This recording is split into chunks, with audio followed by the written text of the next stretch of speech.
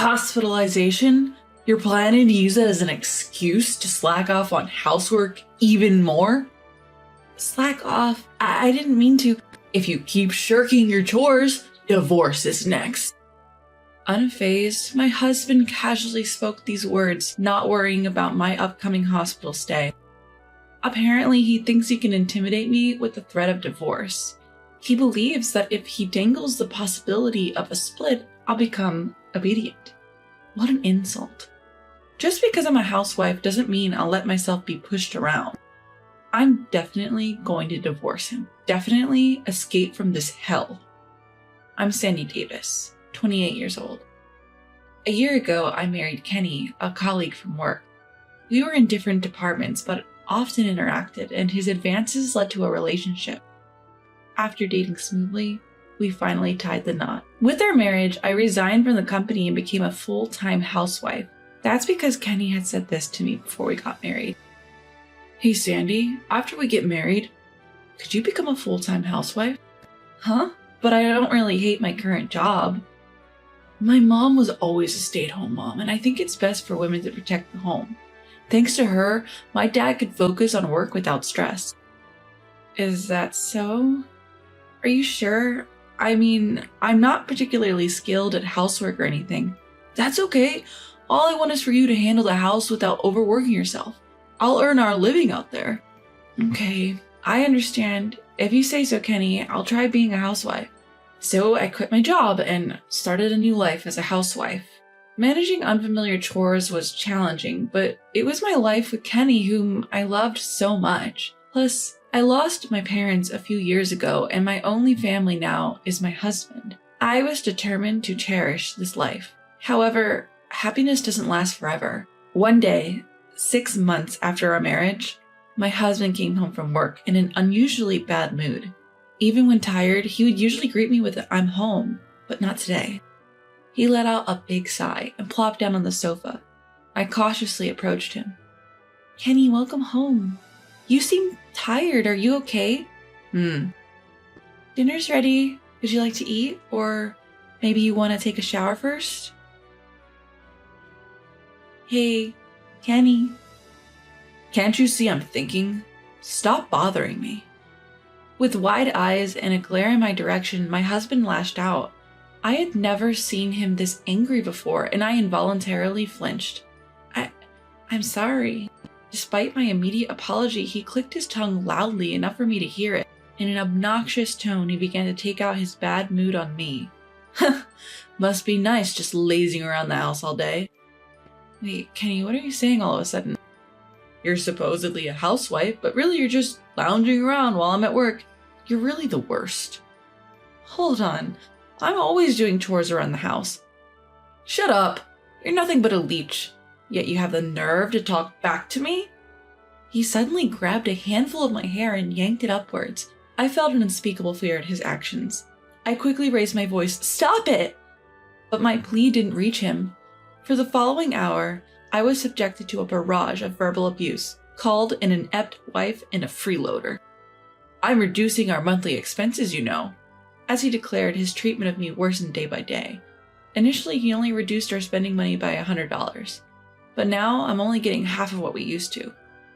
Our relationship wasn't one between husband and wife anymore. It was more like master and servant. This was only a year into our marriage. You might think it's only been a year, but for me, it was a year of hell.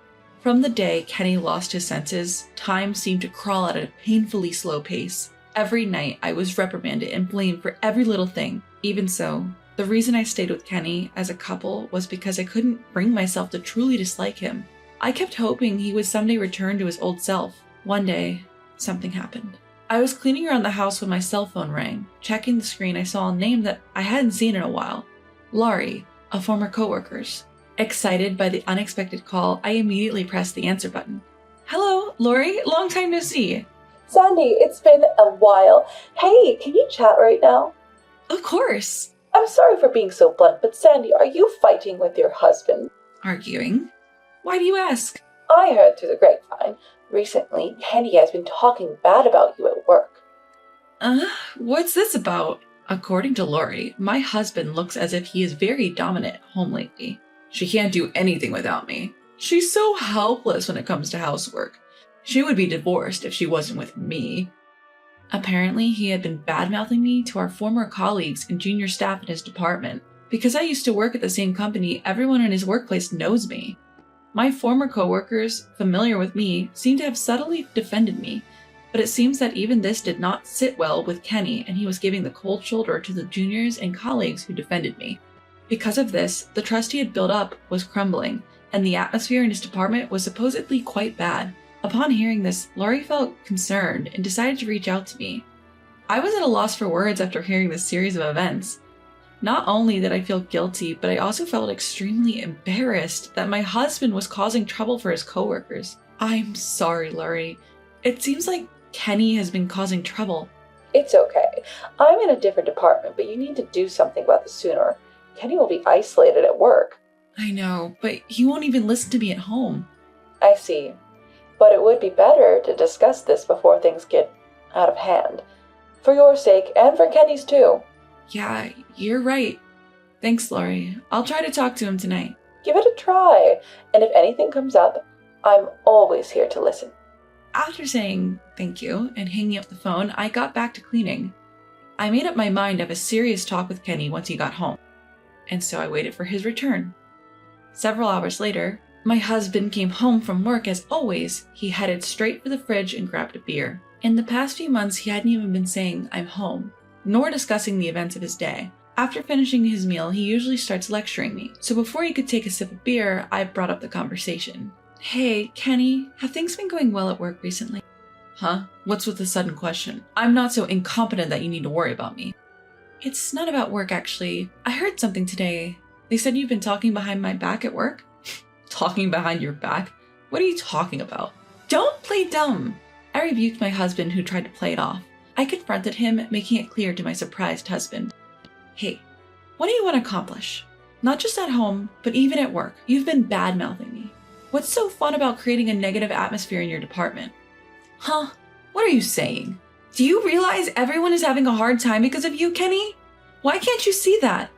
If you want to talk bad about me in front of me, then do as you please, but don't cause trouble for your colleagues too." Right after I said that, a sharp sound echoed in the room. I felt a dull pain on my left cheek, slowly spreading. A few seconds later, I realized my husband had slapped me. "Why would you do that?" "Why? It's because you keep back-talking." "Back-talking? I was just worried about you, Kenny." "Shut up! There's no reason for you to be ordering me around. Get it? You can live because of me. If you understand that, just keep quiet and take care of the house." He spat out the harsh words with a strong tone. I was unable to articulate a response. I had plenty to say, but my body wouldn't cooperate due to the fear. Afterwards, my husband started drinking his beer as if nothing had happened. He started laughing while watching TV and ordered me to bring him snacks. In the end, no matter how much I worried about him, no matter what I say to him, it's all pointless. No matter what, I can't seem to get my husband to understand. Since then, the way he treated me worsened day by day. Not only my heart, but also my body was in shreds. Then one day, on my way to the grocery store, I was suddenly overcome with extreme nausea. My vision warped and I was assaulted by such severe dizziness that I couldn't even stand. When I regained consciousness, I found myself in a hospital bed. The doctor, upon seeing me awake, kindly explained everything to me. I had collapsed on the street. I was suffering from malnutrition, and the stress had caused me to develop a stomach ulcer. "Miss Davis, right now, both your mind and body are completely exhausted. You're in a severe state of overwork. For now, you should be admitted to the hospital for about a week." "Hospitalization? But I'm a stay-at-home wife, and the household chores." "What are you saying? If you continue like this, you'll wear yourself out." "I understand." But then it was already past 7 p.m. I decided to contact my husband to bring me some change of clothes, so I took out my phone. To my surprise, there were tons of messages that had arrived within the last hour. "Where are you now? Get back home, now! You're such a money sucker, and now you're slacking off from your chores?" He must have returned from work to find me gone and gotten furious that cleaning and laundry weren't done. Gathering my courage, I called him. After a few rings, he picked up. "Where the hell have you been? And what have you been doing?" He shouted as soon as he picked up the phone. I took a deep breath and slowly explained the situation to him. "That's why the doctor told me that I need to be hospitalized for about a week, so..." "Hospitalized? So you're planning to use that as an excuse to slack off even more? I'm not slacking off, You've already slacked off on your chores, so the next thing will be divorce.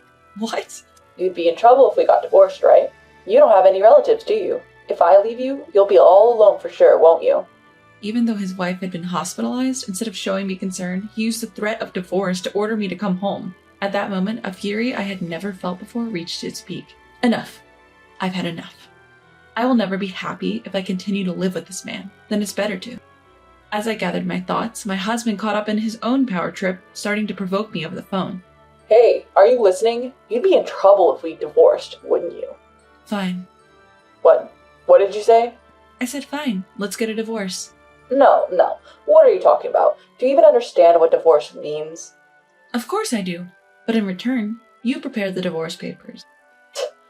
As if you have the guts to divorce me. Just remember this. In his annoyance, my husband hung up without waiting for a reply. The next phone call came later. The caller was my old boss from the job I used to have. Actually, even after I became a housewife, my old boss had been contacting me on several occasions. You see, I used to enjoy getting certifications, and I had several before I got married. I got some during my student days and some after I started working, and they were all beneficial for my job.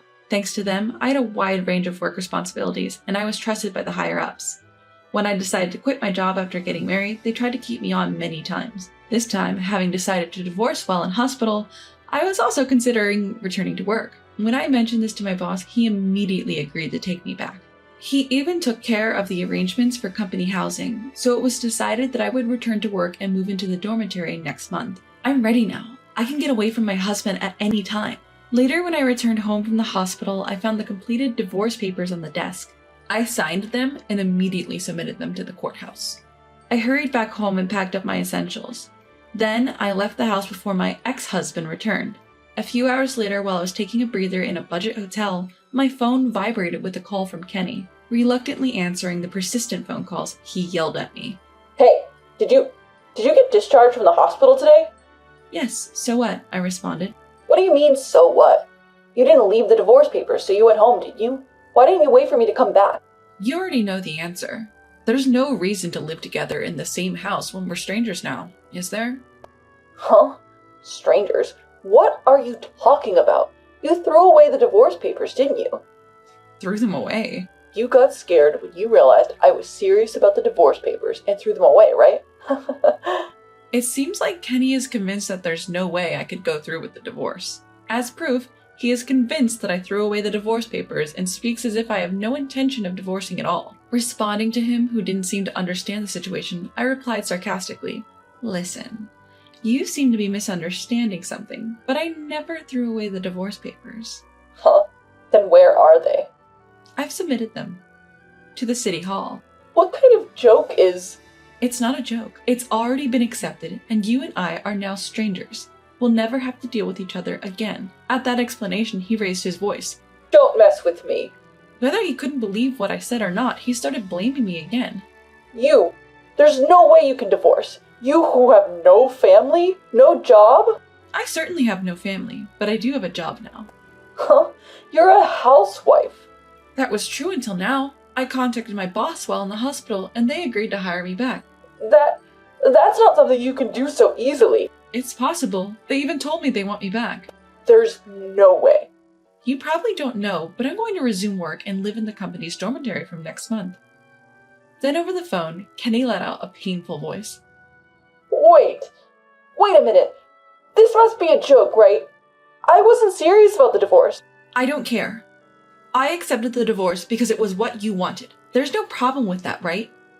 But that's a problem. How am I supposed to live without you? As soon as he understood it was a divorce, my ex-husband began to cling without learning his lesson. Disgusted by his attitude, I couldn't help but raise my voice. Huh? I don't care about your life. You're an adult. Figure it out on your own. I was your failed wife, right? So you shouldn't have any problems without me. That's not true. Wait, I apologize. Please forgive me. Shut up. I don't love you one bit anymore. I will never forget how you treated me like a slave. Don't ever appear in front of me again. Reflect on your actions and live alone for the rest of your life. After hanging up the phone unilaterally, I blocked his number. I made sure we would never have to interact again. That being said, my new job is at his workplace. The news of our divorce spread through the office. Because he badmouthed me at work, he seems to be looked at as getting what he deserves. He started to feel out of place at work and began taking unauthorized absences. As a result, Kenny was fired for misconduct. Thanks to this, all connections with him were completely cut off. He ended up in debt due to the alimony I demanded after the divorce. Losing his job and even incurring debt, I don't know what he's doing or where. The one thing I'm sure of is that he isn't living a wealthy life. His unhappiness is my only consolation after the torment I have suffered. From now on, I will work for myself and live for myself. I will regain the freedom that I lost during our marriage.